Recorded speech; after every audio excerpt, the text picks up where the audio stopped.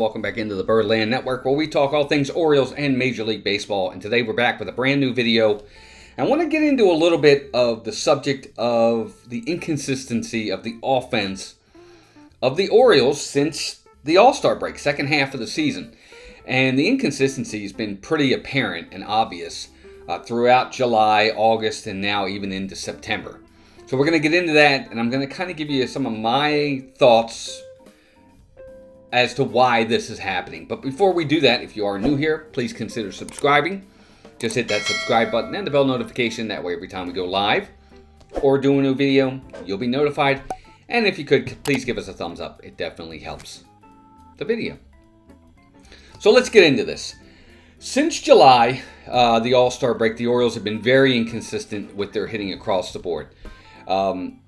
Runs are down. Runners in scoring position is way down. They're hitting like 135, 140, right around there with runners in scoring position, which was one of their strengths last year. Not scoring as many runs. They had a 7-game period where 4 out of the 7 games they had 3 to 4 hits or less in those games. They're not scoring runs on a consistent basis. One game they'll go out and they'll score 9 runs. The very next day they'll be no hit into the 6th inning. Very inconsistent across the board with the team.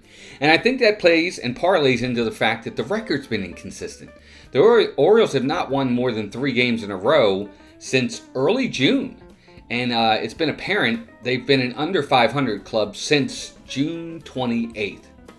And as much as you can look at the pitching, and I think there's probable cause for that with all the injuries that they've had, I think we knew with the injuries what the pitching was going to be, and at least in my opinion, I felt the offense was what had to carry us to having a really, really great record and possibly winning the American League East. But that hasn't really happened on the offensive side. And to me, the inconsistency really boils down to the inexperience.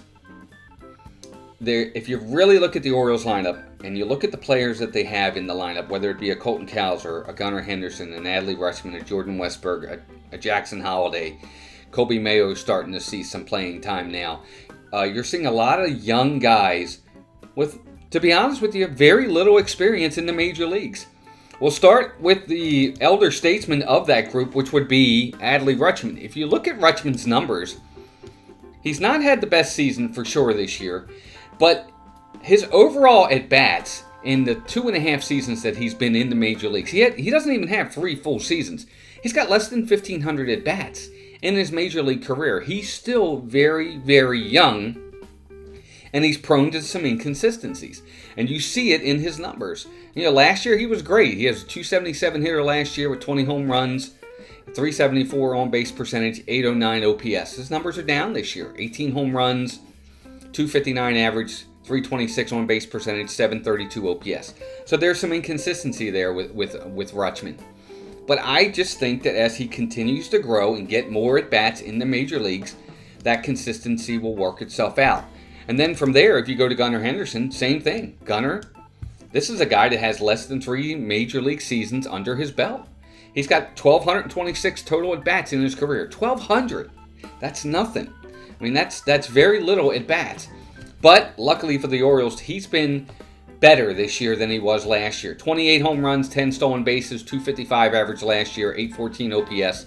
This year, 35 home runs, 17 stolen bases, 280 batting average, a 905 OPS. He's really been really good for the Orioles. But even Gunnar's had his inconsistencies. July was not a good month for Gunnar for sure. And again, just looking at the numbers of these guys, it's all about consistency, but they're just not there yet because they don't have the experience yet. They don't have the at-bats. They haven't built up these hundreds upon hundreds or thousands upon thousands of at-bats, and sometimes it takes that many. I'd say it probably takes you at least 2,000 to 3,000 at-bats to really get solidified and cemented as a major leaguer who has pretty much seen everything. My opinion, but that's how I feel. Colton Cowser is another one. Total at-bats in his career, 490 at-bats so far, of which 429 of those are this year. And he's been better this year. Real good year. He's probably going to win Rookie of the Year, but he's being inconsistent. 20 home runs, 8 stolen bases, 245 average, 767 OPS. But he's had his spurts where he's been really good, and then really bad. And then we'll touch on the other two I wanted to touch on really, really fast here. Jordan Westburg, again, 598 total at-bats in his career. And, of course, he's been mired with an injury because he was hit by a pitch and he broke his hand. But he's been on the mend, and, you know, he's had his moments where he struggled as well this year early on. Started out really strong and then had a hit May. He was struggling a little bit. But on the season, 598 total at-bats for Jordan Westburg in his career. 18 home runs, 6 stolen bases, 269 average with an 814 OPS. But he's been up and down. And then, of course, last but not least, Jackson Holliday. 151 total at-bats in his career. Nothing. Smallest sample size out of all of them. He's batting 179. He's got a 560 OPS, 5 home runs, 3 stolen bases. Ultimately, what I'm getting at is this entire team, or the majority of these guys, are brand new to the game. They really are. Even Rutschman, he's got less than 1,500 at-bats. And it's going to take a lot more at-bats to really start to get more consistent with these guys, if they're the superstars we think they are. And I think they are. I think ultimately all 5 of them are going to be guys that are going to be perennial all-stars, candidates for possible MVPs. You name it, they're going to be right there. I really think so. I think the Orioles have some incredible talent that, as they get more at-bats and get more experience in the major leagues, they're going to become those players that we think they are. But right now, as much as it hurts and it's frustrating, there is consistency that comes along with that. And I think that's the main reason why you're seeing so much. Because this is a big portion of the Orioles lineup here. And there are some other guys that they're waiting on as well. You know, Kobe Mayo's starting to see more at-bats. He's new. He's got less than 100 at-bats. Heston Kjerstad saw some at-bats this year. He's got less than 200 at-bats, I think, in the major leagues. So there's some of that's going around with these guys, and I think that's the reason why they've really struggled with consistency, especially in the second half. But hopefully they will get it together and make a big push for the playoffs, which we hope to see. But there you go. That's my quick video today. Just wanted to kind of talk about and touch on inconsistency that we've seen with the hitting in the Orioles lineup and where I think a lot of that stems from. So let me know what you guys think. What do you think is part of the reason for the inconsistency on the offensive side? I'd love to hear from you.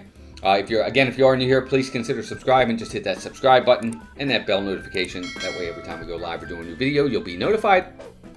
And give us a thumbs up. Hey guys, thanks for joining us for this quick video. Hope you enjoyed it. I enjoyed bringing it to you. Until next time, keep rooting for the O's and take care of yourselves and each other. Bye now.